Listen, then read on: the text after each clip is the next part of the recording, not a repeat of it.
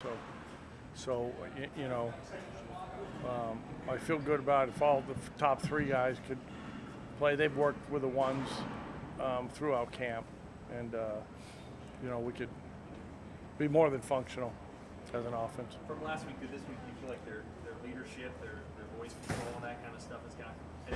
I know you were a little frustrated last week. Yeah, I mean, that was the worst day we had when I last talked to you, so I guess that's a good thing. If that was the worst day, it was still a little bit better on tape than we thought. So, our guys have done a good job taking care of the ball. We've really harped on that in the fundamentals and just in a run game and things that way. And today we added a bunch of new stuff. Yesterday for red zone, high red zone, we wanted to get it in a little ahead of time. So there was a few things there that we'll clean up, and then we'll have another session of red zone when we're in Ireland. But overall, these guys have worked hard, and I kind of told them a story today. There was a little bit of a lull in the practice, and they started to kind of get on one another, just like, come on, and I just said, look, you guys have worked hard. It's been a really good camp. They fought, and I said it reminded me when I had to call the plays in at the Super Bowl, and I thought right before that if I screw this play up, I won't be able to go back to Pittsburgh because they'll murder me.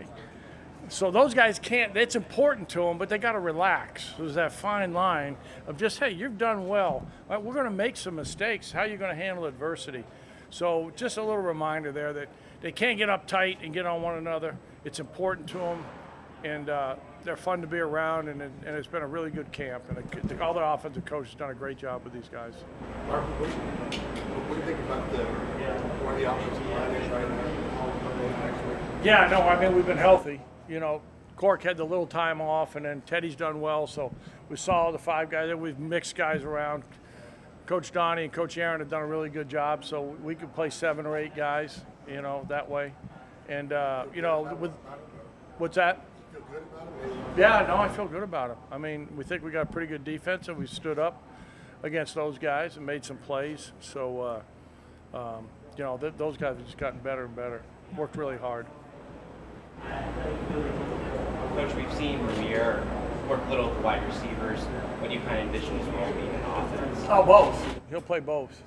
Play running back and then play some receiver stuff that way. He's probably the best receiving running back we have, and also knows protection. So there's a bunch of little stuff we can do in packages.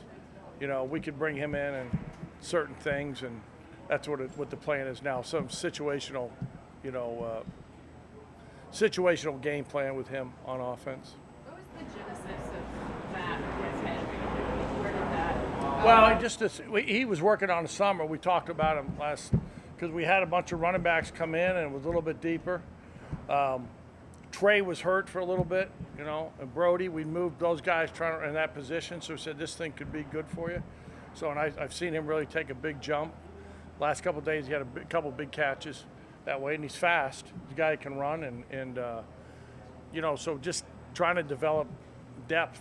We're not going to be able to play the same running back. We know he could go back there, and so that was the thought process. As a run game, and how much do you envision having? How much ideally would you like to involve the quarterback? And by that I mean, how much would you not like to have?